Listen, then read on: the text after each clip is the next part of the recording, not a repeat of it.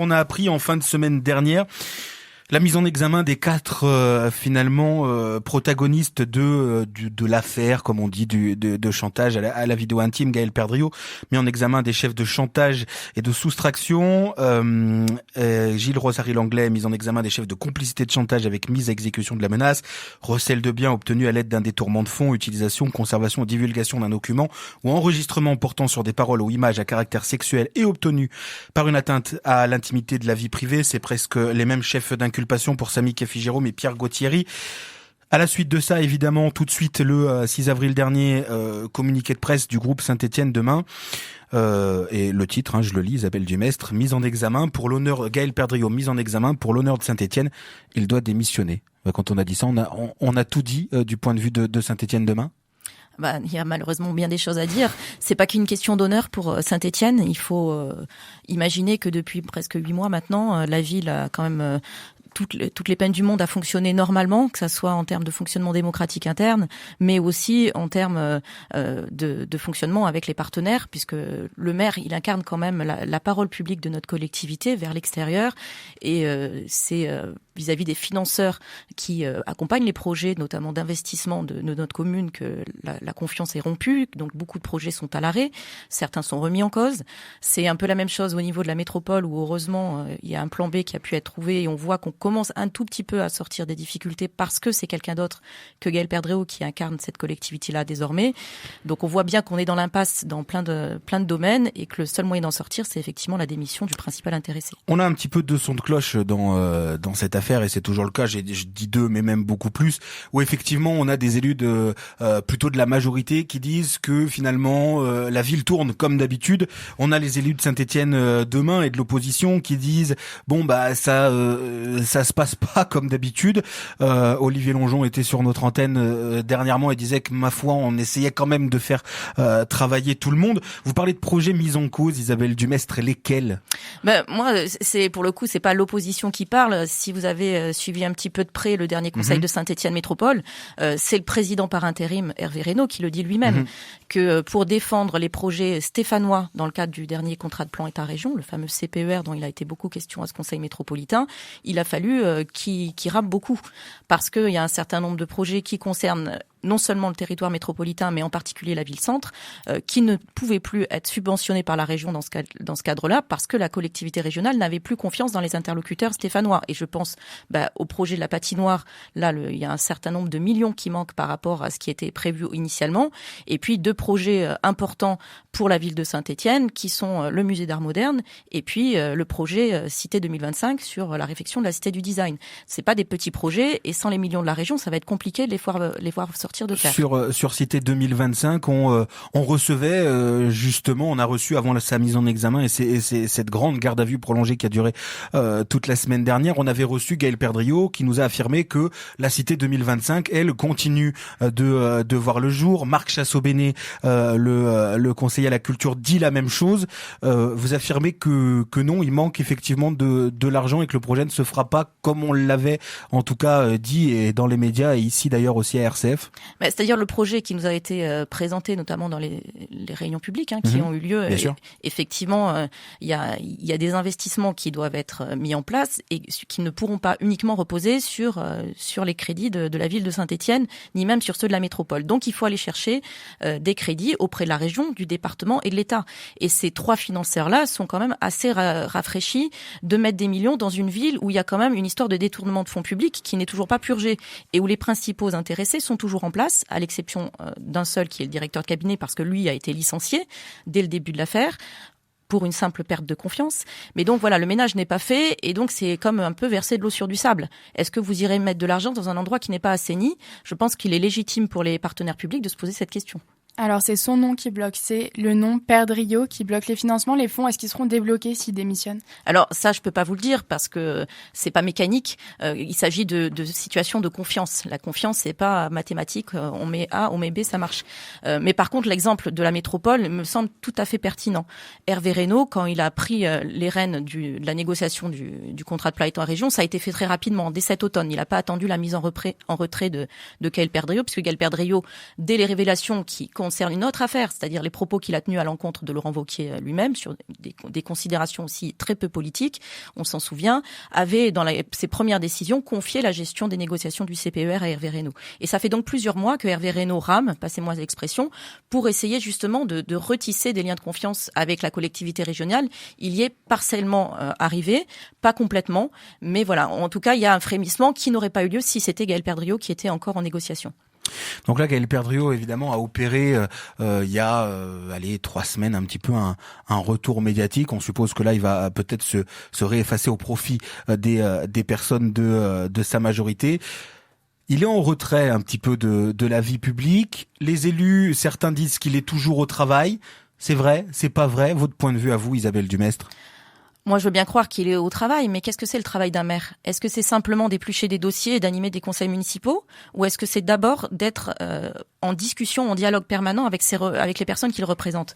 Pour moi, la démocratie, c'est pas on vote une fois tous les 6 ans et entre-temps, vous avez un blanc-seing pour faire ce que vous voulez. Pour moi, et surtout la démocratie locale, et c'est pour ça que les gens sont très attachés à la figure du maire, parce que c'est la question de la proximité. Et cette proximité, c'est pas moi qui l'ai choisie en tant que président du groupe d'opposition, c'est Gaël Perdriau qui a décidé d'y mettre un terme, parce qu'il ne pouvait plus il ne pouvait plus se rendre dans la ville, dans les événements publics. Aujourd'hui, toutes les inaugurations auxquelles nous sommes invités, il est censé les présider, il n'y assiste pas parce qu'il a peur de la vindicte populaire. Et effectivement, à chaque fois qu'il est sorti, il a été pris à partie, il est incapable de répondre avec calme et pondération aux gens qui l'interrogent. Donc, il se coupe lui-même du fonctionnement démocratique normal qui est d'écouter les administrés. Il ne peut pas les écouter, il ne peut pas leur répondre. Donc moi, vous me direz ce que vous voulez, mais pour moi, il ne fait pas correctement son travail de maire.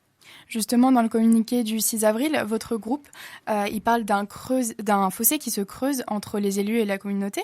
Et justement, vous dites que vous prendrez prochainement des initiatives pour trouver une issue démocratique. Qu'est-ce que c'est que ces initiatives qui peuvent être prises?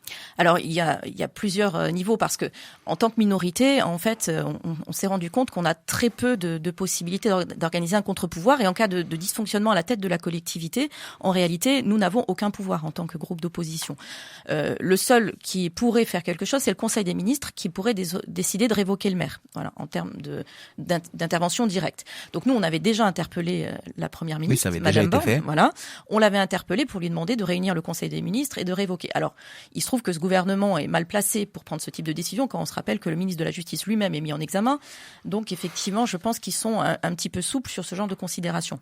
En revanche, en termes de démocratie, il y a d'autres leviers qu'on pourrait utiliser, au moins pour essayer de faire comprendre au maire qu'il est effectivement souhaitable pour tout le monde qu'il se retire. Donc, ces leviers, ils existent. Déjà, à la métropole, on a vu qu'il a fait un retrait partiel, tout à fait partiel, parce qu'il continue malheureusement à interférer avec le fonctionnement normal de la métropole. Mais en tout cas, il a passé le relais à son premier vice-président pour prendre le relais. Et aujourd'hui, quand on se réunit à métropole, les choses sont beaucoup plus sereines et apaisées. Et on peut avoir un dialogue opposition-majorité tout à fait constructif. Ce qui n'était pas le cas avec Monsieur Perdriau.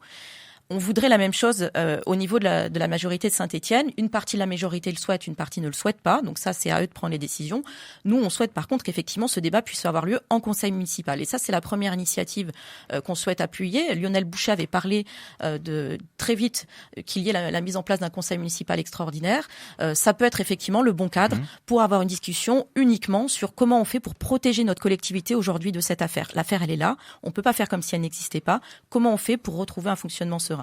Est-ce que vous lancez aussi un appel aux élus de la majorité aussi, qui ont leur mot à dire là-dedans, et on l'a vu, certains soutiennent et depuis les mises en examen, d'autres soutiennent un peu moins le maire Gaël Perdriau. Est-ce que c'est un appel aussi que vous pouvez lancer ici sur notre antenne aux élus de la majorité? Bien sûr, on le fait depuis le début.